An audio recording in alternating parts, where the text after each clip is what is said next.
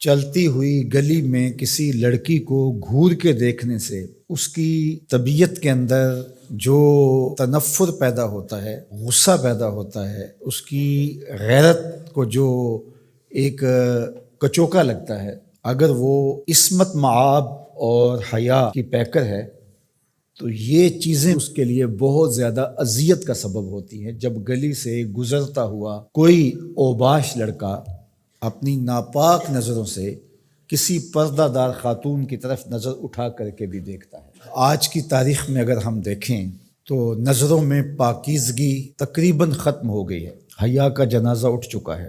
نوجواناں چوں زنا مشغول تن، از حیا بیگانہ پیرانے کہن۔ اقبال نے کہا تھا کہ جوان تو جوان رہے، بوڑھوں کی نظروں سے بھی حیا اٹھ گیا ہے۔ اور یہ معاشرہ اس حوالے سے کس قدر گھٹن کا شکار ہے کہ بامر مجبوری گھر سے نکلنے والی خاتون کو کتنی ناپاک، گندی، غلیظ، بھوکی اور شہوانی نگاہوں کا سامنا کرنا پڑتا ہے۔ وہ کس قدر اپنے اندر ایک اضطراب، بے چینی، دکھ، اذیت، تکلیف محسوس کرتی ہے۔ تو صرف اتنا ہی چہ جائے کہ کوئی اس کو آوازہ کسے، کوئی اس پہ تہمت لگائے، یہ تو بعد کی بات ہے، صرف نامناسب نظر ہی عورت کو توڑ کے رکھ دیتی ہے۔ عورت ایک نازک شیشے کی طرح ہوتی ہے۔ اللہ کے محبوب علیہ السلام تشریف لے جا رہے تھے ایک سفر پہ، اور خواتین بھی ساتھ تھیں، تو جو اونٹوں کو ہانک رہا تھا اس کا نام تھا انجشا رضی اللہ تعالیٰ عنہ۔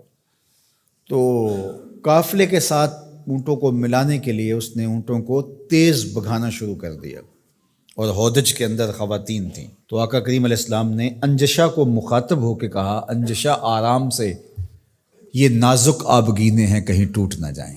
تو عورتیں نازک آبگینے ہوتی ہیں، ان کے دل چڑیوں کی طرح ہوتے ہیں، اور اللہ نے ان کو حیا کا جو ایک نور عطا کیا ہے، تو یہ ایسی پھول کی پتیاں ہیں جو شبنم کا بوجھ بھی گوارا نہیں کر پاتی، لیکن غلیظ، مکروہ اور گندی نگاہوں کا جب شکار ہوتی ہیں، حیادار لڑکی پر تو اٹھنے والی نظر بوجھ ہے، اور وہ اس کے اندر کو توڑ کے رکھ دیتی ہے اور کوئی آوازہ کسے۔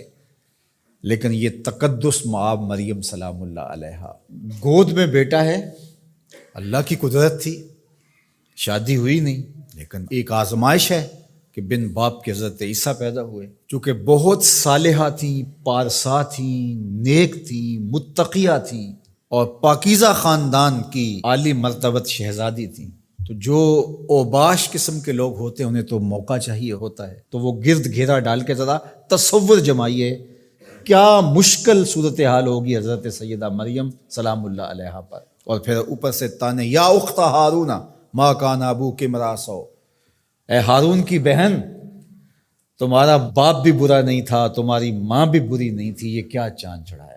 اب اس مشکل موقع میں حضرت مریم کیا کرتی؟ فاشارت الیہ، حضرت عیسیٰ جو پالنے میں تھے، آغوش میں تھے، پنگھوڑے میں تھے، ان کی طرف اشارہ کیا۔ مجھے پوچھتے ہو کہ بن باپ کے بچہ کہاں سے آ گیا، اس بچے سے ہی پوچھ لو بن باپ کے کیسے آ گئے ہو۔ اللہ اکبر۔ تو یہاں یہ بھی سمجھ آئی، اوکھا ویلا بن جائے تو پیغمبروں کی طرف اشارے کیے جاتے ہیں۔ دعا کرو اوکھے ویلے گنبد خضرا کی طرف دیکھنا اللہ نصیب کرے۔ غم ہستی سے رہا ہونے کا چارہ مانگو، مانگنے والو گنبد خضرا کا سہارا مانگو۔ اور کیا کسی نے کہا تھا، مرنے کی طرف دیکھ نہ جینے کی طرف دیکھ، جب چوٹ پڑے دل پہ مدینے کی طرف دیکھ۔ فاشارت الیہ، اشارہ کیا۔ تو پالنے میں تھے حضرت عیسیٰ علیہ السلام، انہوں نے اپنے اوپر جو کمبل اوڑا ہوا تھا اس کو ہٹایا، اپنا مبارک ننھا سا معصوم سا ہاتھ اپنے یوں زانوں پہ رکھا، اور ان کافروں کی، یہودیوں کی آنکھوں میں آنکھیں ڈال کر اللہ کے پیغمبر نے خطاب کیا کہ پوچھتے ہو کہ یہ بچہ کہاں سے آیا، سن لو، انی عبد اللہ آتانی الکتاب وجعلنی نبیا، میں اللہ کا بندہ ہوں، اللہ نے مجھے کتاب بھی دی ہے، نبی بھی بنایا ہے۔